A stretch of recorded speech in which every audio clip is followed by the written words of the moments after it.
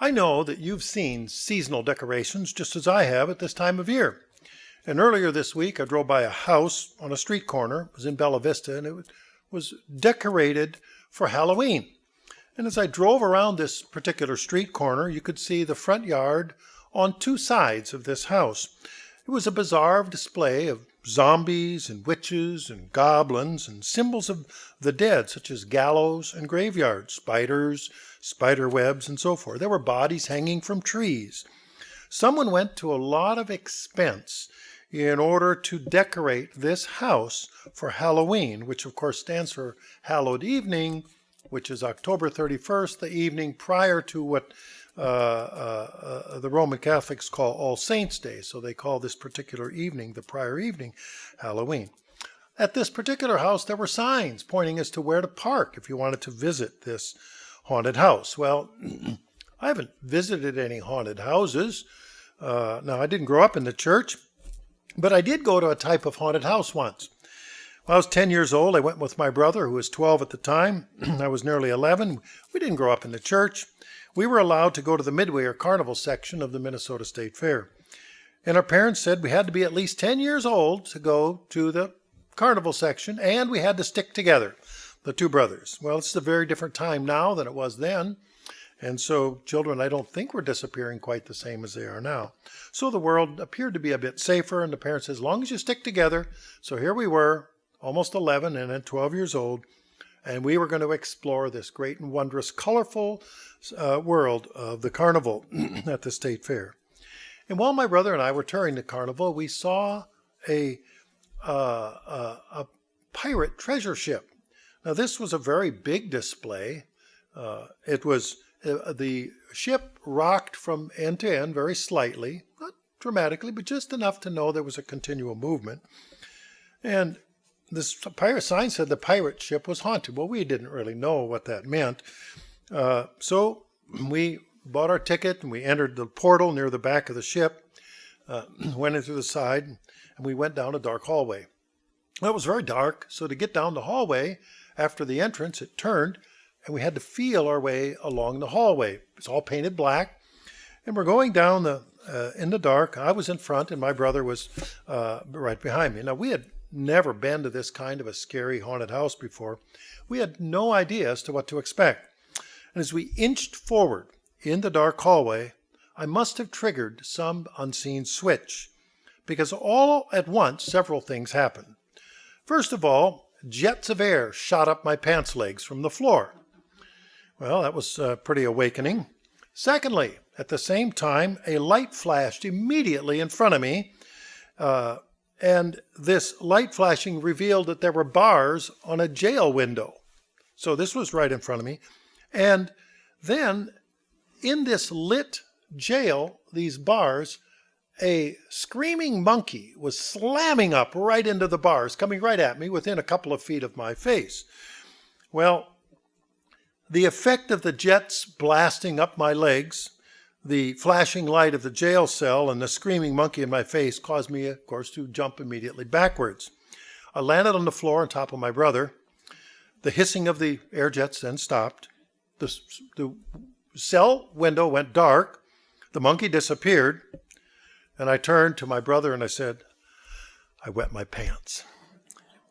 And then I heard something unexpected. Underneath me, my brother said, I did too. Now, that was our first and last haunted house experience. Now, this event was nearly 60 years ago. I remember it as vividly as yesterday. Well, the title of today's message is Understanding the Unseen World. Understanding the Unseen World, comparing the dark side to the light of truth. Comparing the dark side to the light of truth. And of course, the sermonette, Mr. Metzel quoted 2 Timothy 3:15 through 17, which I want to mention that up front, that all Scripture is given for reproof, for doctrine, for reproof, and instruction in righteousness. So we're going to go all over the Bible today because that's helpful for those purposes. Well, what do we mean by the unseen world? Well, we live in a physical world where we have five senses, the sense of sight, sound, smell, and taste. And we have the breath of life. Our hearts are beat regularly. We're warm-blooded creatures with feelings and hopes and dreams and aspirations. We're each born. We have a lifespan and eventually all die. We're given this opportunity to use this physical life to demonstrate how we can grow, learn, and acknowledge our Creator. Indeed, the Apostle Peter writes in 1 Peter chapter 2 and verse 2 and 1 Peter 2:2. As newborn babes, desire the pure milk of the word that you may grow thereby. Just as babies grow by getting milk and then eventually more solid food, we're each supposed to learn the truth as we can and use this life to grow, not just physically, because what did Peter say? As newborn babes. So our spiritual lives have to be like that. We need to grow. So we're given an opportunity in this life to learn how to make decisions. And we're allowed to make good decisions and bad decisions. And then we experience the consequences of our decisions. And those consequences could be either blessings or curses. And of course, time and chance happen to all. We read that in Ecclesiastes 9:11. Sometimes we reap the reward of other people's blessings, or we suffer the consequences of other people's mistakes. Sometimes that feels pretty good. Somebody handed you a winning lottery ticket that you didn't buy. You'd feel pretty good about that. But sometimes you get dealt a harsher hand from something that you had no knowledge or decision-making in. So, and this unseen world is a world populated by beings who we generally do not see. So on one hand, we have the angels of light, which we would refer to as the servants of God. And on the other hand, we have demons, or the servants of Satan. So first, I want to take a look at the obvious dark side of the world around us. Just like the display on the so-called haunted houses that are replete with witches and vampires, wizards and ghosts, let's see what the Word of God has to say about those manifestations of the dark side. First of all, I want to take a look at the idea of witches. Now, commonly we think of witches as being dressed in black clothing. I think of the actress who labels herself as Elvira. Singer, sometimes we see a witch pictured with a tall, pointed black hat. Perhaps she has a wart on her nose. We see cartoons or pictures of a witch stirring a large iron cauldron that she concocts her witch's brew. And we read that witches put spells on someone, cause them to do a great harm or turn them into something else. In fact, this has been practiced not just for decades or hundreds, but thousands of years. Now, it was in the 1700s, the Emperor of Russia, Peter the Great, brought his huge army eastward to conquer an Eastern European country called Romania.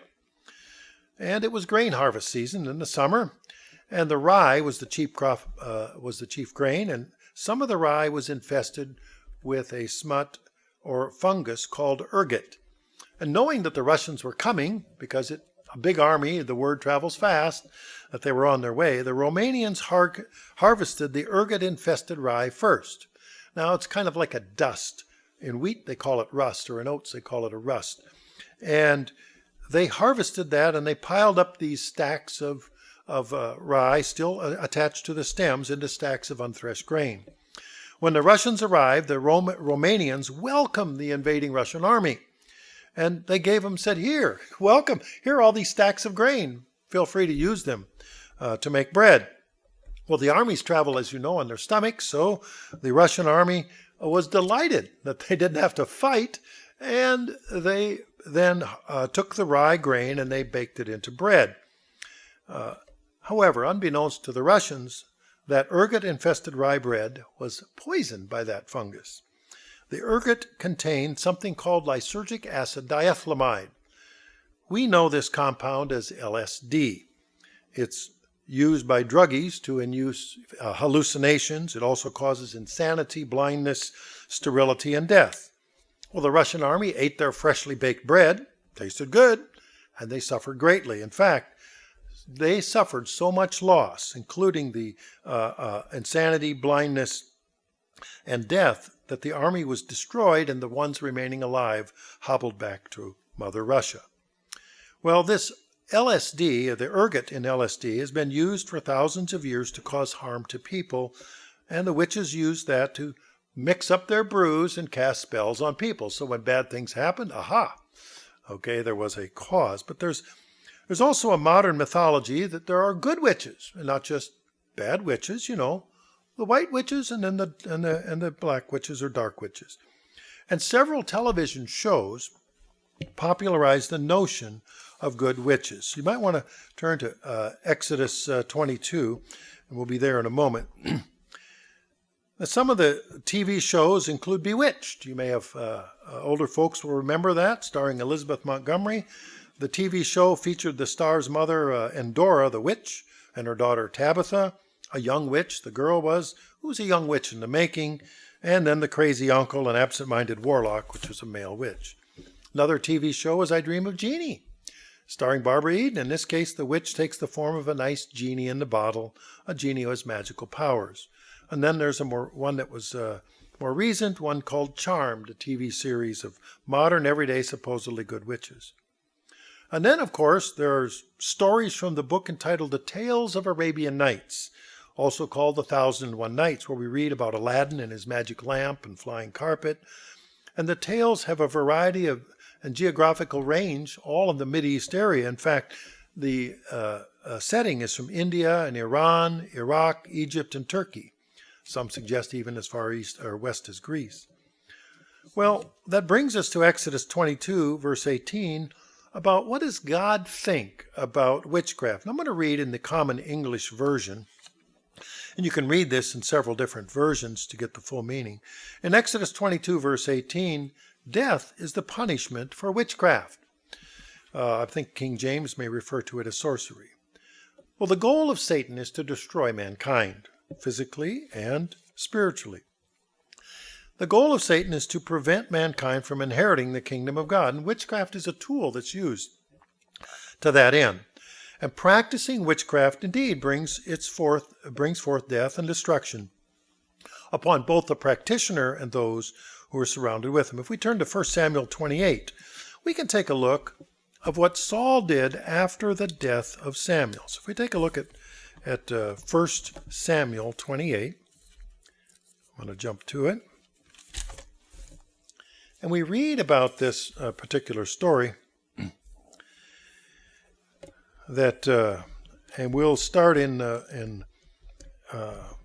verse 4. The Philistines gathered together and came and encamped at Shunem. And Saul gathered all Israel together, and they encamped at Gilboa. When he says all, meaning all of his troops. When Saul saw the army of the Philistines, he was afraid, and his heart trembled. And when Saul inquired of the Lord did not answer him, either by dreams or by the Urim or by the prophets. And Saul said, now verse 7, Saul said to his servants, find me a woman who is a medium, that I may go to her and inquire of her. And his servants said to him, in fact, there is a woman who is a medium at Endor. And you may note that TV series about Bewitched had the mother of the star of the show was named Endora. Certainly a play off of this biblical character. Amazing that the people that write the TV shows, somebody must have read the Bible to come up with this. And so, verse 8, Paul disguised himself, went to put on other clothes, and he went out, and 2 men went with him. Why did 2 guys go with him? Well, he's the king, and he's in disguise, and of course, he's at risk, so he's got his bodyguards. And what does he say then? And they came to the woman by night. So there's no street lights on, folks. Nobody can see who it is that's coming. And he said, please conduct a seance for me, and bring up for me the one I shall name to you. A seance is, and a medium is someone who purports to consult the dead. A seance is that ceremony by which the medium or the witch will say, you want to talk to a deceased person? Here, I'll arrange that for you. Verse 9, and the woman said to him, look, you know what Saul has done, how he's cut off the mediums and spiritists from the land. Why then don't you lay a snare for my life to cause me to die? She thought it was a trick, and reasonably so, because earlier in his life, Saul was purging the evil from the land, and that includes sending out the mediums and spiritists. So she thought it was a trick. Ha ha! I'm not going to fall for that. You want me to pull up somebody from the dead? And verse 10, and Saul swore to her by the Lord, saying, as the Lord lives, no punishment shall come upon you for this thing. And verse 11, the woman said, who shall I bring up for you? And he said, bring up Samuel for me. And when the woman saw Samuel, she cried with a loud voice. And the woman spoke to Saul, saying, why have you deceived me? For you are Saul. Now, how would she know that he was Saul? She had to have had then demons or evil spirits working with her. Did she really consult Samuel? No. Samuel was dead. He was dead all over. Okay, and we all know that no one has ascended to the kingdom except Jesus Christ. And verse 13, the king said to her, do not be afraid. What did you see? And the woman said to Saul, I saw a spirit ascending out of the earth. And he said to her, what is his form? And she said, an old man is coming up, and he's covered with a mantle. And Saul perceived it was Samuel. So she's telling him, he's imagining it. So she's talking, obviously demon influenced, and so Saul figures out this must be this. He asks for Samuel. It's a case of believing what you want to believe. Verse 15, now Samuel said to Saul, why have you disturbed me by bringing me up? You know, my grandfather was the chairman of the local cemetery board. And I'm going to interrupt on this one because the woman is saying that Saul said, why are you disturbing me? And as such, my grandfather was telling about a cemetery board meeting about the position that they needed to bury people so that they were all facing east and west. And should they put the stones, the marker stones at the head or at the foot? And how should they place them? And there was one fellow there that says, well, you can't put them, you can't position it so that when they rise up out of the dead, they're going to rise up and hit their head on the headstone. I remember as a kid, my grandfather was telling me, I don't know what kind of religion they have, but if you're going to make it through 6 feet of earth, the headstone isn't going to make any difference. So, I mean, he could see through that one, and my grandfather wasn't particularly religious. But we did have to wonder about the fellow who was worried about being resurrected. Now, he did have the idea of resurrection. You got to give him credit for that. So back to verse 15. And of course, Saul goes on to explain that he's deeply distressed and so forth, and what should I do? But really, I want to take a look here. Is it Saul, and we dumped, going down to verse 17, and the Lord has done for himself as he spoke by me, for the Lord has torn the kingdom out of your hand and given it to your neighbor David. Because you did not obey the voice of the Lord, nor execute his fierce wrath upon the Amalek, therefore the Lord has done this thing to you this day. In other words, there was consequences. If you're not going to follow God, and you're going to go do these other things, there will be a result. And God's patience is not forever. And he said, well, that's it. That's the limit here. Your kingdom will be removed from you and given then to David. So we know that God does not favor the whole idea of witches, and said that death is the punishment for witchcraft. The second category I want to take a look at that's in the Bible is vampires. Saw those depictions on that street corner up in Bella Vista where you have the characters. Now, when we think of vampire, we usually think of Bela Lugosi in the 1931 movie that he had about Dracula. And that's where we get this modern day picture of what a vampire looks like. He's got the black cloak with the upturned collar, a pasty white or even a greenish complexion, and because he's not exposed to sunlight. One source I read said that, oh man, a vampire is all done if he gets more than 10 seconds of direct sunlight. So I thought, well, man, who's timing that? And of course, part of the picture is that he's got to have sharp pointed fangs in order to puncture skin and draw blood. Well, the vampires are often characterized as a bat, which is a winged creature, a little mammal that comes out only at night and flies around, living off the blood of its victims. And interestingly, that vampires are presented as almost being immortal, because unless they look into a mirror or get exposed to sunlight or get stabbed in the heart with an oak stake or shot with a silver bullet. Now, there are mythical versions of vampires, such as werewolves, that only come out at night, and especially during a full moon. I know teachers have often gathered in the faculty lunchroom and said, think it's a full moon, your students doing the same thing in your room and they're doing in mine, which is the explanation as to why this strange behavior coming around by these kinds of werewolf-type behavior. In Leviticus 7, starting in verse 26, and Leviticus 7:26, of course, vampires survive or live on blood. So when we read Leviticus 7 and verse 26 and verse 27, what do we read in the instructions? And I'm going to read this in the English Standard Version. Moreover, you shall eat no blood whatsoever, whether of fowl or of animal, in any of your dwelling places. Whoever eats any blood, that person shall be cut off from his people. Well, what have we read earlier? What's the expectation? What's the whole goal for the demonic world? Is to displace humanity from having an opportunity to join the kingdom of God. And this is just another way to directly contradict what God says. So when you see the depictions of vampires, you know it's directly contra-biblical. The third category are wizards. We turn to Deuteronomy 18, starting in verse 10. And Deuteronomy 18, starting in verse 10, I do want to read through that one. There shall not be found among you anyone who makes his son or daughter pass through the fire. Now, of course, we've spoken of that earlier, about sacrificing your children to Molech, a pagan Canaanite god. And then the next phrase, or who practices witchcraft, or a soothsayer, or one who interprets omens, or a sorcerer. Verse 11, or one who conjures up spells, or a medium, or a spiritist, or one who calls up the dead. Well, we just saw that previously, but let's take a look in verse 11, a spiritist. And if we take a look in the King James Version, in verse 11 it says, or a charmer or consulter with familiar spirits, or a wizard or a necromancer. Well, that's a big word, a Greek word.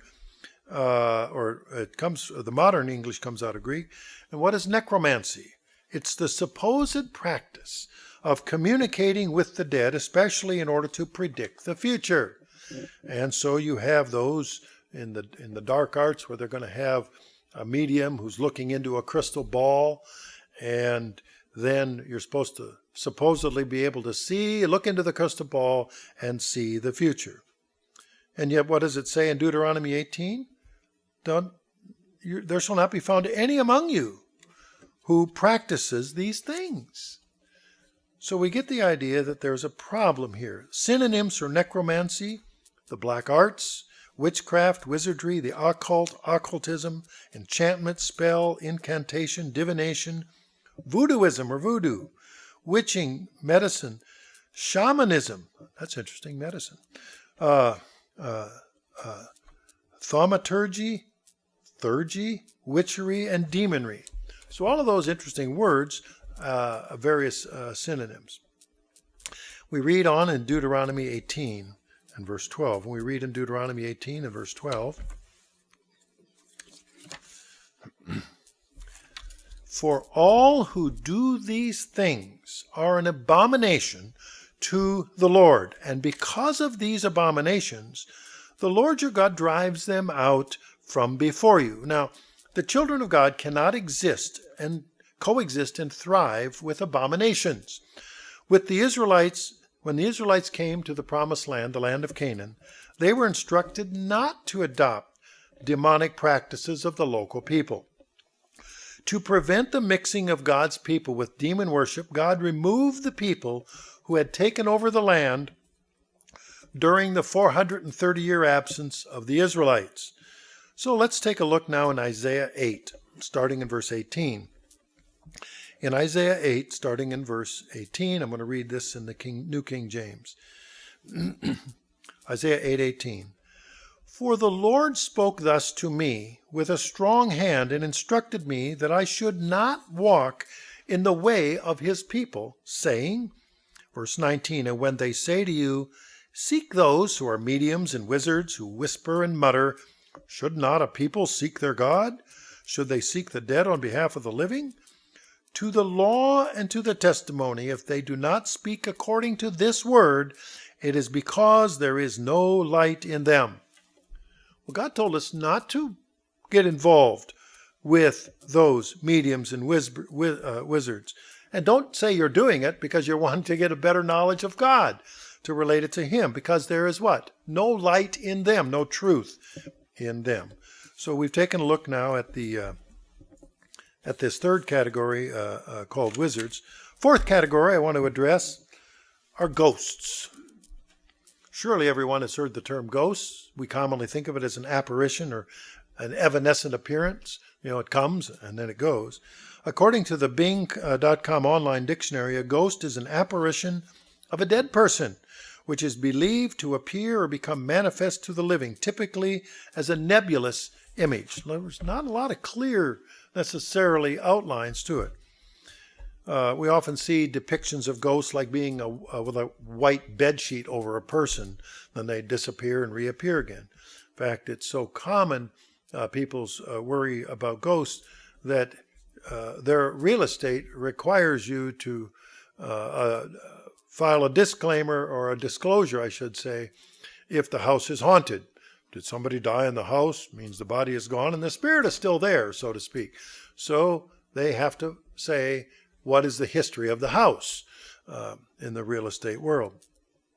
In the 1950s, there was a TV show, comedy show, a half-hour show called Topper. And the series was about a somewhat grumpy and uptight banker named Topper, Cosmo Topper, and the ghosts which only he could see or hear. And, well, we didn't have television in the home where I was growing up until I was nearly out of high school. And I remember seeing an episode of Topper at my grandparents' home. And I was amazed. Seeing somebody on television walk through a wall was really quite something to me, and very memorable. And of course, most of us will remember or know of a cartoon or a comic series called Casper the Ghost. And then there's an early popular video game called Pac-Man that has ghost-like creatures. We even hear some Bible translators refer mistakenly to the Holy Ghost. And Leviticus 19 in verse 31 gives us a little more clarity. In Leviticus 19 in verse 31, and again I'm going to read from the English Standard Version, in Leviticus 19 in verse 31. Do not turn to mediums or necromancers. Do not seek them out, and so make yourselves unclean by them. I am the Lord your God. The Common English Version says it this way: don't make yourselves disgusting to me by going to people who claim they can talk to the dead. Now, I've had the experience of talking to church members who've had some bad experiences like this. And I can't go too deep into it, but they said somebody showed up, or what I thought was, but it was kind of a wavy person, this being. What should I do? Which is pretty scary to know that you're being directly attacked by something that you doesn't have a real firm form, which they could often refer to as a ghost. So we don't even want to be close or have anything to do with those kinds of experiences. We're repeatedly admonished by the written word of God to recognize evil and to avoid it. Or repeatedly told by God to have nothing to do with witches and vampires, wizards or ghosts, or anyone who aligns themselves with such things.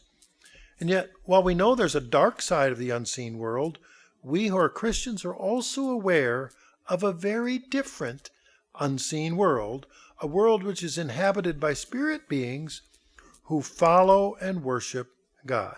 And the Holy Spirit, or the Holy Scriptures, give us a glimpse of what that world is like. Now, I'm going to turn in a moment to Genesis 18, but I want us to bear in mind that evil spirits do not have bodies of their own. they must inhabit an actual physical being. And this is in contrast to angels of truth who can manifest themselves as physical.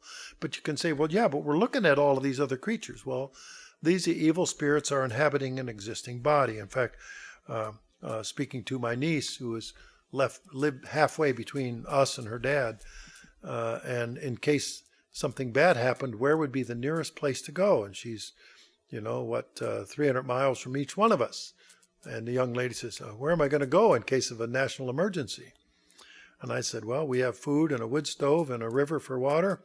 And she turns to my brother and says, Dad, in case of a zombie apocalypse, I'm going to go live with Uncle Tim. Now, the young people all know about this whole idea or concept of a zombie apocalypse. In fact, the closest we have is we grew up hearing the Frankenstein story about a dead person who is now walking around. And what's causing them to do that would be a zombie inhabited by an evil spirit. So this is, and we also read, and I'm not turning there for a matter of time, but there were evil spirits in many places in the Bible. One is Christ cast out demons in a number of cases, but he cast them in one case into a herd of swine who then went and ran into the sea and drowned. So we have this, they must inhabit an existing body of some kind, which is why we want to keep them away from us.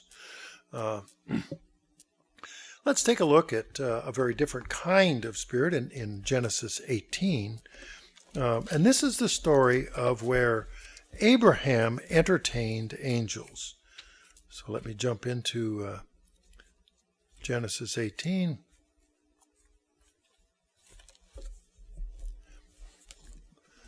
And if we go through this story,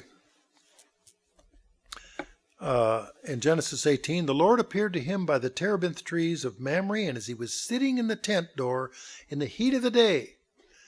Verse 2, he lifted up his eyes, and behold, there were 3 men standing by him, and when he saw them, he ran from the tent to meet them, and bowed himself to the ground, and said, My Lord, if I have now found favor in your sight, do not pass on by your servant. Please, let a little water be brought, wash your feet, rest yourselves under the tree. I'll bring you a morsel of bread, that you may refresh your hearts, and that you may pass by, inasmuch as you've come to your servant. And they said, do as you've said. And he goes through this whole, so he's entertaining. And as it turns out, they're explaining to him that his wife Sarah will be having fertility cycles and indeed conceive a son. And that's when we read that Sarah laughed, and yet Isaac was born sometime later, despite her otherwise being past the age of childbearing. And we keep on reading, and this is where it is revealed that they are on their way to destroy Sodom and Gomorrah. We read verse 22, or verse 20, and the Lord said, Abraham said, why? And he said, because the outcry against Sodom and Gomorrah is great, and because their sin is very grave. And so now Abraham begins to bargain. Now, to bargain back and forth. And you'll notice it says 3, but then you go through the bargaining process. In verse 19, it says, now the 2 angels came to Sodom in the evening, and Lot was sitting in the gate. Wait a minute, there were 3 before, and now there's 2. What happened? Well, the commentaries that I've read, several commentaries suggest that the God of the Old Testament, Jesus Christ, was that third person, manifesting then, and yet only 2 angels went on to carry out the destruction of Sodom and Gomorrah. And so you have this experience there where Abraham entertained angels, and clearly they could eat, they could drink, they could manifest themselves as if they were human. We then have another occurrence in Numbers 22. And in Numbers 22, let me turn to that one. And this is a story of Balaam. We'll get there.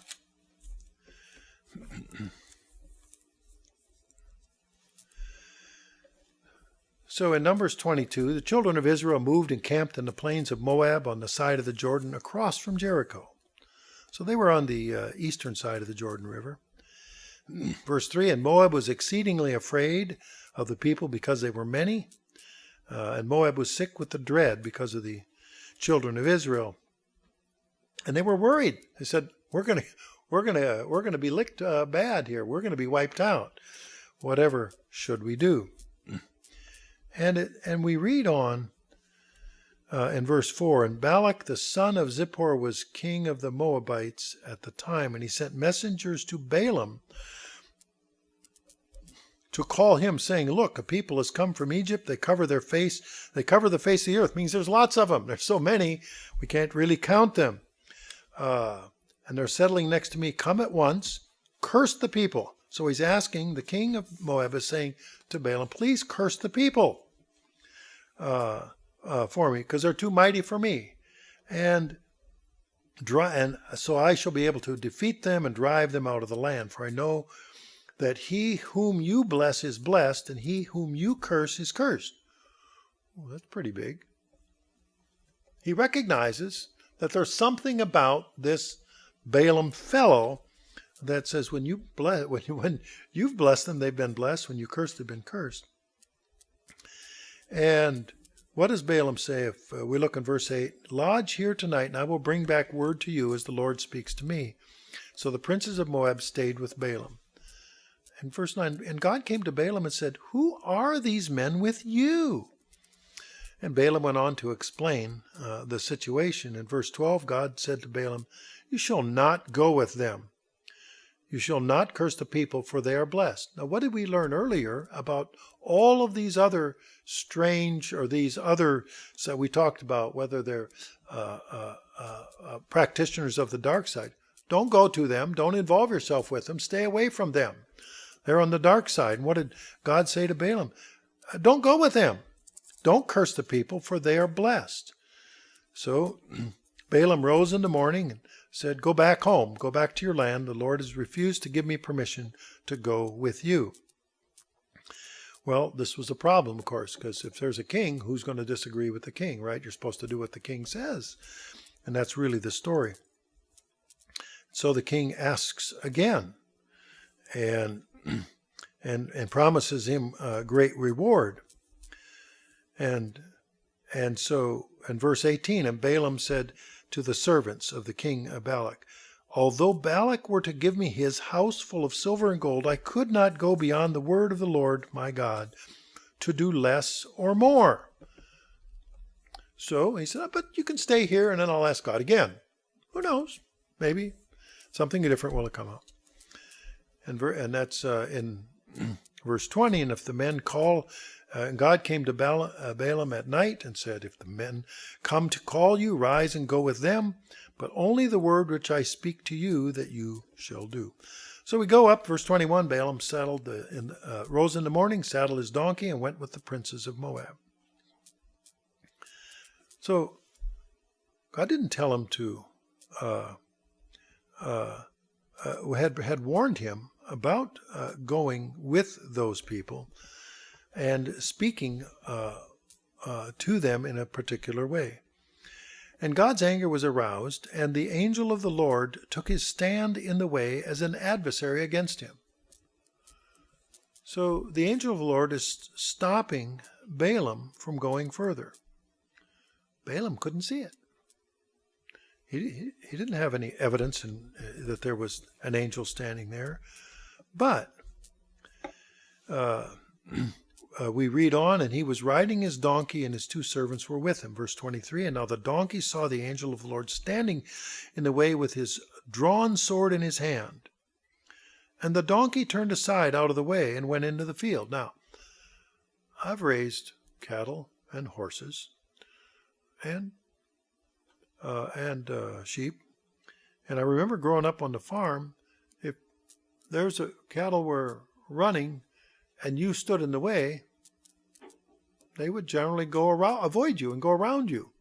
So if you were standing in the road, that was blocking them, they would go off to the side and go into the field. And that's indeed what was happening here. The donkey was trying to go around this. The donkey recognized that there was a problem. And verse 24, and the angel of the Lord stood in a narrow path between the vineyards with a wall on this side and a wall on that side. So it's a narrow way. Donkey can't really go around. And in verse 25, the donkey saw the angel of the Lord. She pushed herself against the wall and crushed Balaam's foot against the wall, so he struck her again. In other words, really trying to squeeze by here, trying to please the guy that's riding. The donkey's trying to please the master, Balaam, who's riding him, but, trying to avoid the angel in the road with a sword. But verse 26, or verse 25, when the donkey saw the angel of the Lord, she pushed herself against the wall, crushed Balaam's foot, so he struck her again. Well, you got to get this thing moving here. Hit the donkey on the backside, that'll propel it forward.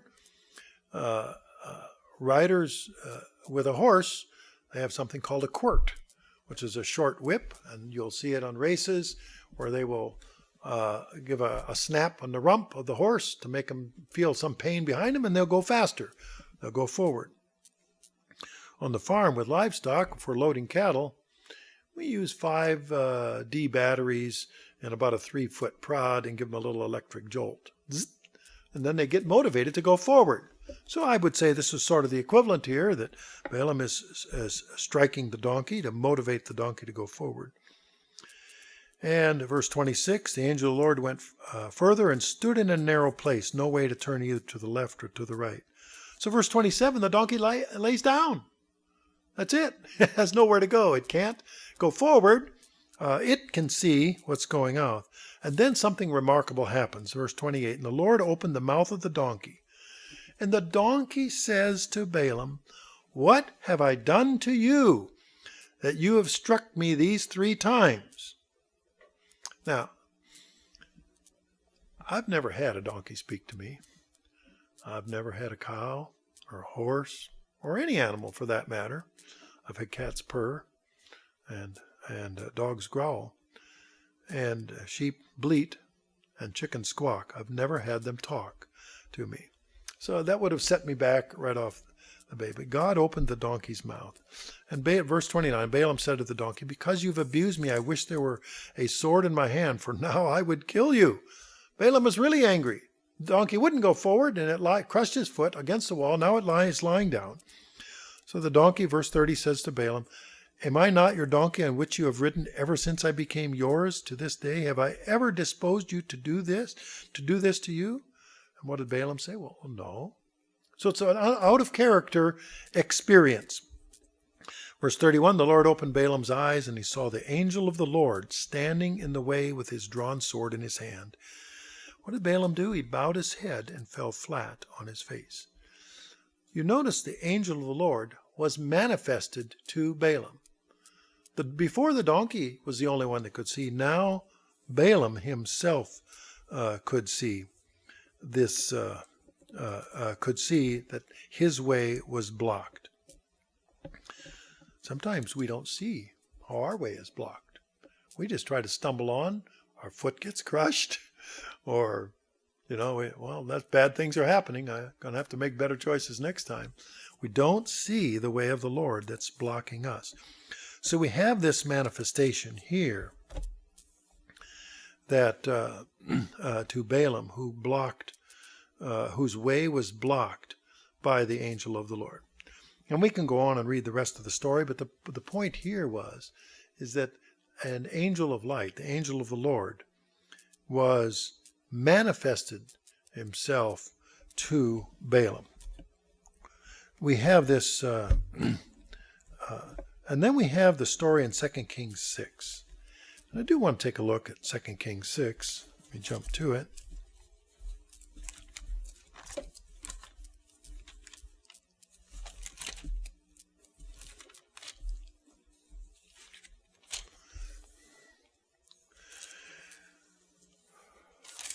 There we go.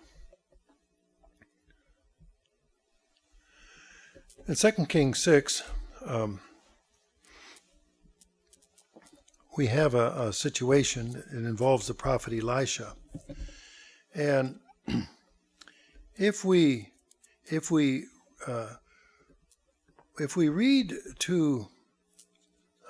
down to, let's start in verse 11. The heart of the king of Syria was greatly troubled, and he called his servants and said to them, "Will you not show which of us is for the king of Israel?" And one of his servants said, "None, my lord, O king, but Elisha the prophet, who's in Israel, tells the king of Israel the words you speak in your bedroom." Ooh. How many of us want our words that we speak to be broadcast as if in a megaphone or on a tape recording and heard somewhere else? Of course, none of us would ever say anything that no one else would ever want to hear, right? So, but yet, that had to be discomfiting to the king of Syria. Elisha the prophet knows everything about you. Well, Elisha doesn't know it, but through the Spirit of God. But he's the one that's speaking it. And so what does the king of Syria say in verse 13? "Go and see where he is, that I may send and get him." And we go on in verse 14, he sent horses and chariots and a great army there and surrounded the city. And verse 15, "And the servant of the man of God," meaning Elisha's servant, "arose early and went out, and there was an army surrounding the city with horses and chariots. And his servant said to him, 'Alas, my master, what shall we do?'" What does Elisha say in verse 16? Now, can you imagine waking up from your motel room and there are thousands of military surrounding you, whether it's tanks, personnel carriers, artillery, surrounded the whole city because they're looking for you or the guy you're working for, the guy that you were helping out. And what does Elisha say in verse 16? "Do not fear, for those who are with us are more than those who are with them." Doesn't that sound odd? Remember, we read earlier that Elisha knew what the king was saying in his private chambers. And yet God had given great insight and knowledge and understanding to Elisha. Verse 17, Elisha prayed, and "Lord, I pray, open his eyes," meaning the servant, "that he may see." Then the Lord opened the eyes of the young man, and he saw, and behold, the mountain was full of horses and chariots of fire all around Elisha. Elisha could see it. He was gifted with a double measure of the Spirit of God. Yet his servant did not have his eyes open to the unseen world. And guess who else couldn't see those unseen army of horses and chariots that were protecting Elisha? Verse 18. "So when the Syrians came down to him, Elisha prayed to God and said, 'Strike these people, I pray, with blindness.' And he," meaning God, "struck them with blindness according to the word of Elisha." Took care of it. That was it. Now Elisha says to them, "This is not the way, nor is this the city. Follow me, and I will bring you to the man whom you seek." And he led them to Samaria.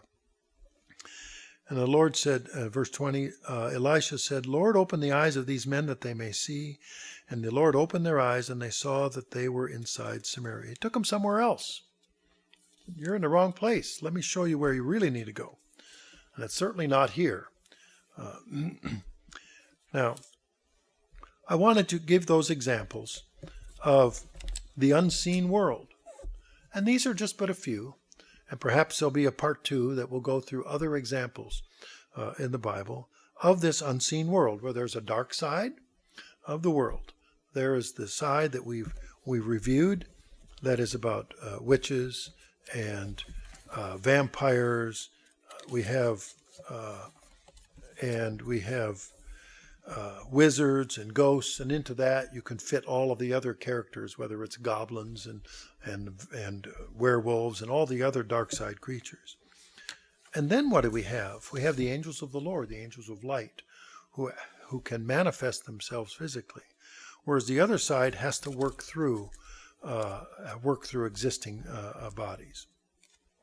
So while we are aware that there is this dark side, and that as Christians, we also must continually be aware of a very different unseen world, a world inhabited by the spirit beings who follow and worship God.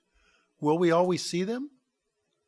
Can we be good servants of Elisha, as he had? But we don't always see these things.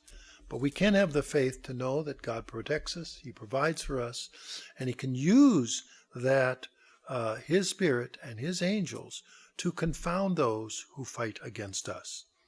So we have this opportunity here, as this season is, as this Halloween season is, to understand the unseen world.